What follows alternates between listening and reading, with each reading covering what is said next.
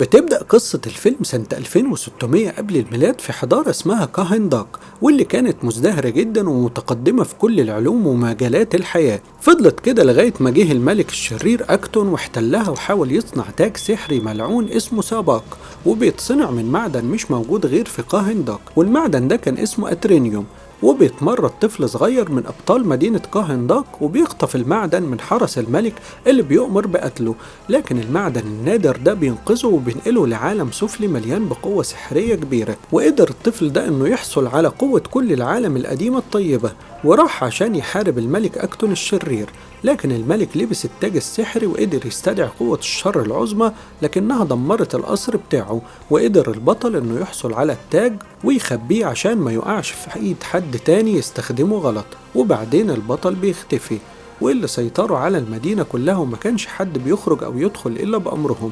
وبتظهر أدريانا ومعها مجموعة من الأبطال المسؤولين عن استرجاع وحماية التاج السحري المدفون في مدينة كاهنداك. وبيوصلوا بالعربية بتاعتهم لجبل مهجور عشان يبحثوا عن تاج سباك، وبيدخلوا جوه الجبل وبيحاولوا يقروا النقوش الموجودة على الصخور عشان تقودهم للتاج. وبيتفاجئ واحد من صحابهم بمجموعة من المحاربين وبيتقتل واحد منهم. وجوه الجبل بتكمل أدريانا البحث وبتلاقي مقبرة الطفل اللي اتحول بطل وحارب الملك أكتون. وبعدين بيظهر ليها تاج سباق وبتحصل عليه، لكن بيوصل الأشرار ليها وبيحاولوا ياخدوا التاج، وبتسلم نفسها ليهم وبياخدوا منها التاج. وفي الوقت ده بتقرا تعويذة بتصحي البطل من موته عشان يساعدهم في الحرب ضد الأشرار. وبيقوم البطل آدم وبيحاولوا يقتلوه بالأسلحة، لكنه بيحاربهم بمنتهى القوة السحرية ويهزمهم كلهم.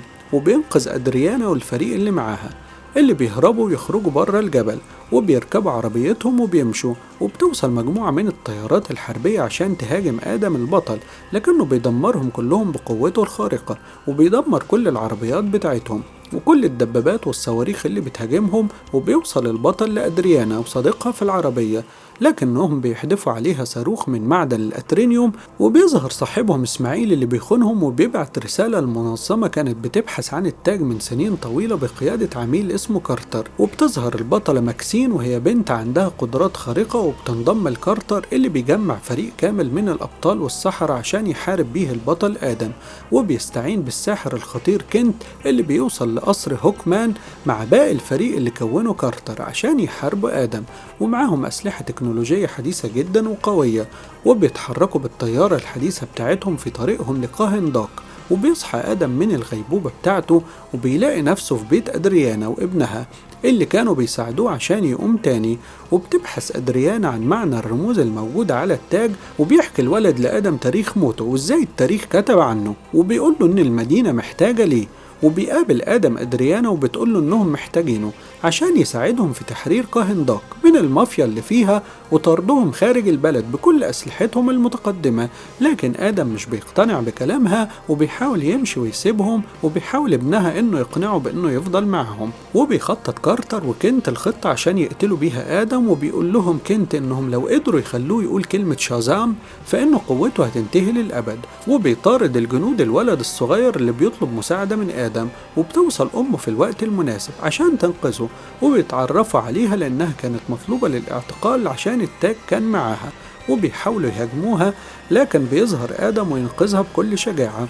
وبتوصل طيارة كارتر وفريقه عشان يهاجموا آدم، وبيبدأ كارتر ينقذ الجنود اللي رماهم آدم. وبيواجه آدم في المدينة، وبيوصل كنت وبيحاصروه، وبتقوم بينهم معركة شرسة بيحاول فيها كنت انه يخدع آدم بألاعيبه السحرية، وبيحاولوا يضغطوا عليه عشان يقول كلمة شازام، لكنه مش بيستسلم وبيكمل قتال ضدهم. وبيستعين كارتر بأصدقائه الباقيين عشان يهاجموا آدم، وبتحاول ماكسين انها تهاجمه بقوة العاصفة اللي بتعملها، لكنه بيتغلب عليها. وبيتجمعوا كلهم ضده عشان يسيطروا عليه. وبيظهر صديقهم العملاق وبيسيطر على آدم ويحبسه تحت ايده، لكنه بيتخلص من قبضته. وبيلاقي الناس في المدينة بيهتفوا ليه وبيطلبوا منه انه يخلصهم ويحرر مدينتهم، لكنه بيطير بعيد. وبتقول لهم أدريانا إنه بطل وبيحاول يحرر المدينة، لكنهم بيطلبوا منها إنها تسلمهم تاج سباق عشان يتخلصوا من آدم.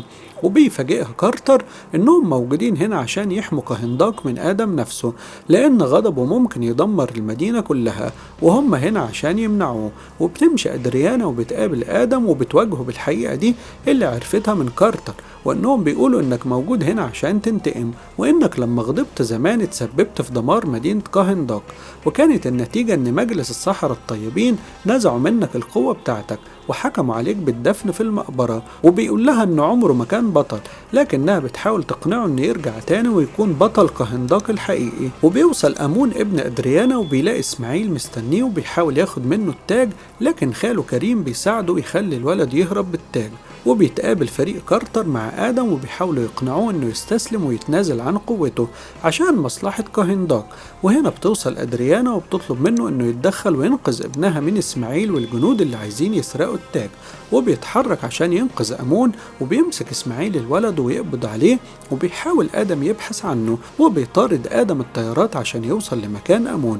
في الوقت ده بيوصل كنت الكريم وبيحاول يساعده، وفي المعركة الجوية بينجح آدم إنه يوقع طيارة من طيارات القتالية عشان يبحث عن الطفل أمون، لكنه مش بيلاقيه.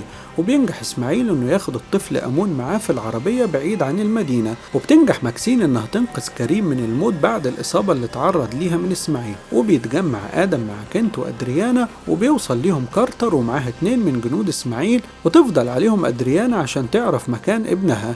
وبياخدهم آدم وبيطير بيهم وبيحاول يعرف منهم مكان أمون، وبيعرف إنه محبوس في منجم في الصحراء. وبيرجع لأدريانا عشان يروحوا ينقذوا الولد. في الوقت ده بيوصل كارتر وبيواجه آدم وبيعرفهم إنه على خلاف قديم معاه، لأنه دايما بيقتل الأشرار، لكن نظرية كارتر إنه يمنعه من قتل الناس حتى لو كانوا أشرار وبيهاجموا بعض.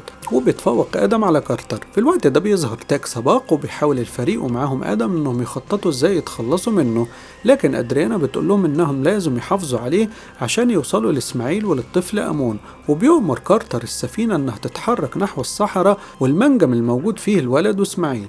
وبيبدأ كارتر يخطط للدخول للمنجم عشان ينقذ أمون. في الوقت ده بيتفاجئوا بآدم دخل جوه المنجم وبيهاجم اللي فيه عشان ينقذ أمون. وبيوصل باقي الفريق وبيطلب منهم إسماعيل التاج مقابل الولد، وبياخد إسماعيل التاج وبيفاجئهم إنه من نسل الملك أكتون، وإنه كان بيبحث عن التاج من زمان، وإنه هيحكم كهنداك بالتاج ده. وبيحاول إسماعيل إنه يقتل أمون. في الوقت ده بيتحرك آدم بسرعة ويمنع الطلقة من الوصول لأمون، وبيغضب جدا وبيتقتل الحراس. وبيبدأ كارتر وفريقه يحموا أمون وأدريانا عشان ما يموتوش من شدة غضب آدم اللي بيفجر المكان كله. وبينقذ كنت الطفل أمون، وبيطير آدم وبيروح كارتر وراه، وبيلاقوا التاج السحري مع إسماعيل اللي اتحول لجثة محروقة بالنار. وبيوصل كارتر لآدم اللي بيحكي ليه عن البطل الحقيقي لمدينة كاهنداك واللي اسمه هوروت، وهو كان ابن آدم. وآدم كان بيحاول يحميه من الملك أكتون. ولما هوروت أخد قوة من الصحراء ابتدى الملك أكتون يقتل أسرته وأبوه. ووصل ليهم هوروت وطلب من أبوه يقول كلمة شازام عشان تتنقل ليه قوة ابنه ويعيش، لكن جنود الملك أكتون وصلوا للولد هوروت وقتلوه. وهنا قرر آدم إنه ينتقم من الملك وكل مملكته. وبيكلم آدم كارتر وبيقول له إنه هينطق كلمة شازام ويتخلى عن قوته عشان ما يكونش سبب في أذية ناس تاني. وبيقول شازام والقوة بتاعته بتفرقه. وفي مكان سري في قلب الجبل لفرقة كارتر بترجع طيارتهم ومعاهم أمون وأدريانا، وبيدخل كارتر وفريقه للجبل اللي هيكونوا مسؤولين إن آدم ما ترجعش ليه القوة بتاعته تاني، وهيحبسوه في سجن زجاجي تحت المية عشان ما يقدرش يقول كلمة شازام تاني وترجع ليه قوته.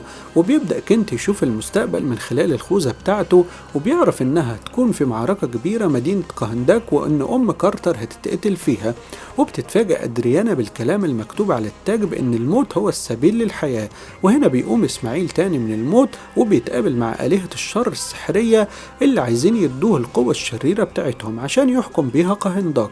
وبيصحى إسماعيل تاني وبيطلع من تحت المية عشان يستولي على المدينة. وبيبدأ كارتر يهاجمه من الطيارة، لكن قوة إسماعيل قوية جدا وبتدمر طيارة كارتر. وبيحاول كنت وباقي الفريق إنهم يستخدموا قوتهم لمنع إسماعيل من الجلوس على عرش كاهنداك. وبتقوم بينهم معركة شرسة جدا بيتفوق فيها إسماعيل وبيحاول يوصل للعرش، وبيتحرك كارتر عشان يحاربه وهو عارف انه هيموت هناك زي ما كنت شافه في المستقبل. وهنا كنت بيمنعه وبيدخل مكانه عشان يحارب اسماعيل وبيموت بدل كارتر. بيحاول كارتر يمنعه لكن كنت بيتحرك عشان يواجه اسماعيل، وبيبدأ يهاجم اسماعيل بقوته السحرية، لكن اسماعيل بيتغلب عليه. وهنا بيبدأ كنت يستخدم سحره في الوصول لعقل آدم عشان ينطق كلمة شازام، وبيحرره من حبسه. وبيخرج آدم وبيتغلب على الجنود اللي بيحرسوه وبيحاول يخرج من تحت المية. في الوقت ده بيتغلب اسماعيل على كنت وبيهزمه، وبيقع السور اللي كان بيمنع كارتر من العبور، وبيتحرك كارتر عشان يساعد كنت، وبيوجه اسماعيل ضربة قاتلة لكنت وبيخلص عليه، وبيقعد على عرش كهنداق وبياخد قوة عظيمة بيفتح بيها أبواب قوة الجحيم وجنوده عشان يغزوا الأرض، وبيشجع أمون شعب المدينة للدفاع عنها، وبيتحدوا مع بعض. في الوقت ده بينطق آدم كلمة شازام وبيستعيد قوته وبيرجع عشان ينقذ المدينة، وبيبدأ يهاجم إسماعيل ويحرر كارتر. وبقوته الخارقة بتقوم بينه وبين إسماعيل معركة كبيرة جدا. في الوقت ده بتحاصر جنود الجحيم المدينة وبتقوم بينهم وبين الشعب معركة كبيرة، وبيحاول كارتر إنه يدافع عن آدم وبيستخدم خوذة كنت، وبيتحول لكذا نسخة عشان يهاجم إسماعيل. وبمساعدة آدم بينجح إنه يدمر إسماعيل وكل قوة الشر وجنوده، وبيتحد كارتر مع آدم وبيتعهدوا بحماية مدينة قهنداق. وبيودع كارتر خوذة كنت وبيودعهم كارتر وباقي الفريق بعد ما نجحوا في إنقاذ وتحرير مدينة قهنداق. وبيقعد آدم على عرش قهنداق وبيدخل العرش وبيتعهد إنه يكون حامل مدينة. ما تنساش تعمل معانا اشتراك في القناة وتفعل الجرس عشان توصلك أحدث الأفلام. ما تنساش تضغط لايك على صفحتنا في الفيسبوك وتضغط لايك على الفيديو وتشير الفيديو عشان توصلك أحدث الأفلام. أبطال الفيلم هم دواين جونسون اللي بيقوم بدور آدم، وهنري كافيل اللي بيقوم بدور سوبرمان، وسارة شاهي اللي بتقوم بدور إيزيس. الفيلم من إنتاج 2022 وتم تصويره في أمريكا.